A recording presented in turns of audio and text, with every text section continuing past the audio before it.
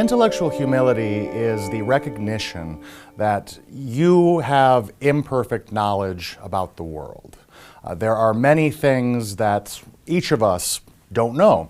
And to be intellectually humble means to go through the world with a recognition that there are things that you don't know yet and that perhaps you would like to learn about. And an important way that we communicate with others through conversations is that we share the knowledge that each of us has. And the only way that you can start a good conversation and have a discourse with a person is if you recognize that the other person also has important things to offer, things that they can tell you about. And that you might have blind spots in your own point of view, bits of ignorance that you hold on to as truths, that you wish you could get away from, but you don't know how. And importantly, we don't know which parts of our knowledge are incorrect. Right? We don't know the things that we don't know. And we go through the world as though we understand it, as though we know the important things, but we're very often wrong. So we need to believe that we have blind spots. We need to believe that there are bits of ignorance in our minds. If we're going to approach conversations with others, if we're going to approach discourse with the belief that the other person we're talking to is important, and they're important to us. Because what's in their mind might be a thing that could help us in the world. One great model, I think, of the sort of posture toward the world that's helpful is Socrates. Socrates very famously said in his apology speech that the only thing I know is that I know nothing. He had this posture of what we call now Socratic ignorance, and approached every conversation as though the person he was talking to could teach him everything he needed to know. Right? He lacked all this knowledge by hypothesis. He always assumed he lacked the knowledge, and he always assumed that his interlocutor, the person he was talking to, would be able to provide him that knowledge.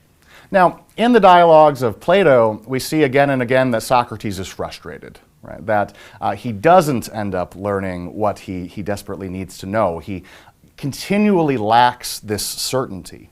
But that lack of certainty is what pushes Socrates to search for knowledge, to attempt to go into the world and find those things that he doesn't know yet. And so it's only by assuming that we don't have certainty, it's only by recognizing the fundamental uncertainty of being a human in the world that we can have a posture that tells us to go and try to fix it. Now, in liberalism, which is based upon this fundamental notion that we're all equal as citizens within our governmental order, for someone to act as though they're not equal, they're better, that signifies that they're not playing the same game we are. Maybe if they thought they could, they would try to rule us. That's a great danger. Hobbes says that absent social trust, absent my belief that you believe that we are equal, I might also defect from this liberal order that we're trying to build together. Right?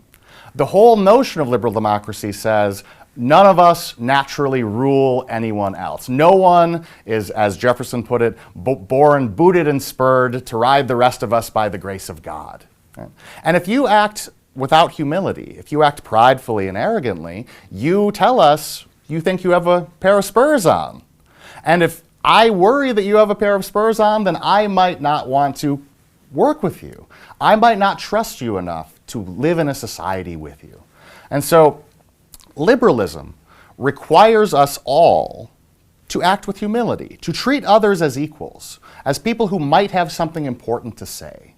Because if I act as though you don't have something important to say, as though I know everything that needs to be known, and you don't know anything that could add to that, I'm essentially saying, I could rule you.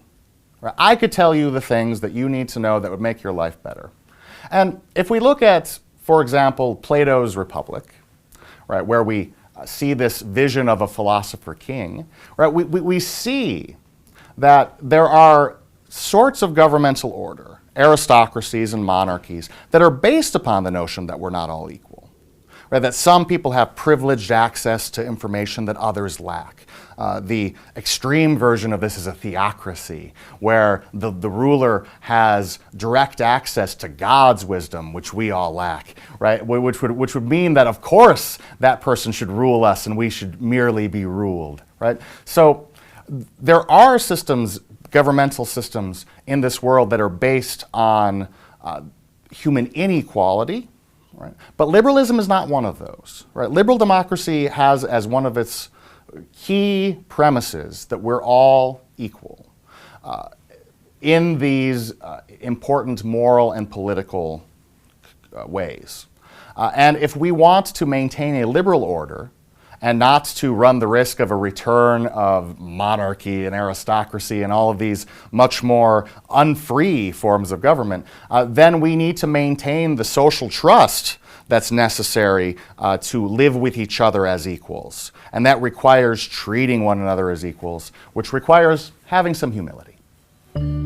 Get smarter faster with new videos daily at 5 a.m. Eastern.